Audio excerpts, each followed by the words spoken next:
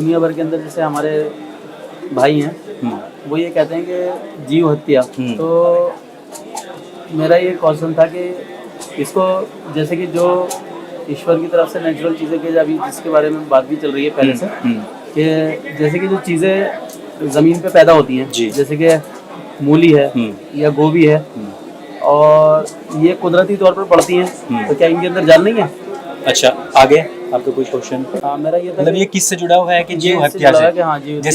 जैसे कि कोई जानवर होता है उसमें भी जीवन है और जो वनस्पति है उसमें भी जीवन है, तो आप इनको मतलब कि अगर हम जीव नहीं खा सकते तो हम सब्जी कैसे खा सकते हैं? आपका क्वेश्चन ये है। जब हम जीव को मारने के लिए चलते हैं तो जीव क्या अपनी रक्षा के लिए भागता है अथवा वहीं खड़ा रह जाता है? मेरा ये क्रॉस क्वेश्चन है एक छोटा सा। जब हम किसी जीव को मारने के लिए चलते हैं उसकी तरफ, क्या वो अपनी आत्मरक्षा के लिए भागता है या गर्दन झुका के खड़ा हो जाता है कि मुझे काट लीजिए? देखिए साहब, वो जो जिसके लिए ईश्वर की तरफ से ये है कि इसको तुम हलाल तरीके से और नहीं, मेरा अब आप यहाँ ईश्वर की बात ना लाए ना। अब आपने कहा है कि जीवन है या नहीं। अब आप जो कर रहे हैं वो अपनी विचारधारा की बात कर रहे हैं। अब इससे पहले जो स्टार्टिंग क्वेश्चन किया था वो सार्वभौमिक विषय पर था। अब जब मैंने आपको क्वेश्चन किया है तो आप सार्वभौमिक से हटके इस्लाम की विचारधारा पे जा रहे हैं। विचारधारा पे न जाएं। इंसानियत की नहीं, आपने कहा कि जो हलाल कहा गया है, हलाल जो कहा गया है वो कुरान में कहा गया है, अन्य ग्रंथों में इस विषय में जिक्र नहीं है। तो मेरा जो क्वेश्चन है वो बहुत सिंपल है। आप ये बताएं कि जब जीव की हत्या करने के लिए आगे बढ़ा जाता है तो जीव वहां खड़ा रहता है, सिर झुका के खड़ा रहता है कि काटो, या आत्मरक्षा के लिए भागता है? इस दो में से एक को क्वेश्चन आंसर करना है बस आपने।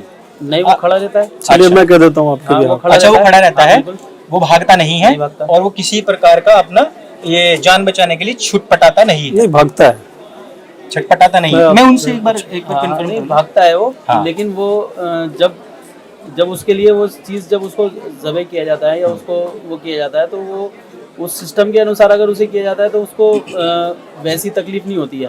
अगर उसको छटपटाता नहीं है। नहीं, अगर देखिए ऐसा है, जो मैं ईश्वर की बात इसलिए कर रहा हूँ, इस्लाम की बात नहीं कर रहा। मैं एक बात वो कह रहा हूँ कि जो उसने इस प्रकृति पे, इस ज़मीन पे इंसानों के लिए जो चीज़ें बनाई है ना कि तुम इनको इस्तेमाल कर सकते हो, तुम इनको खा सकते हो, तो उन चीज़ों में उसने बताया कि ये चीज़ तुम अगर इस तरीके से करोगे तो वो कुरान की बात आ रही है। फिर वापस आप कुरान पे आ रहे हो।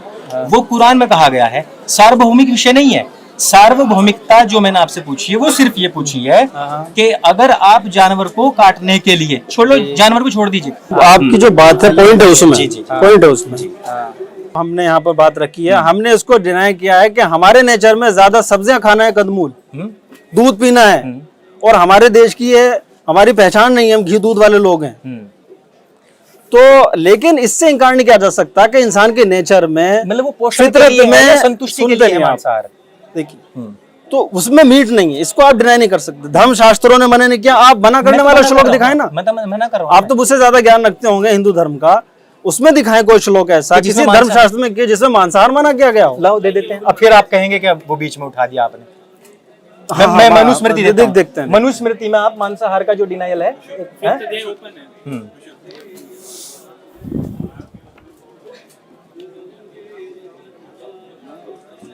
श्लोक नंबर 10 ये देखिए, ना कृत्वा प्राणिनाम हिंसा मांसम उपद्यते क्वचित न च प्राणिवधः स्वर्गस्थ्य मांसम विवर्जयेत।